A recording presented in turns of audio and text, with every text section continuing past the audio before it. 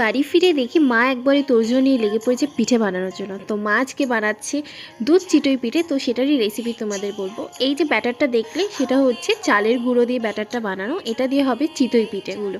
এক এক করে সেগুলো ভাপে করে নিতে হবে। আর এই দিকে সমান তালে কিন্তু দুধ জাল দেওয়া হচ্ছে, দুধের মধ্যে দিয়েছে বাতাসা। আমরা চিনিটা দিই না, বাতাসা দিয়েই করি।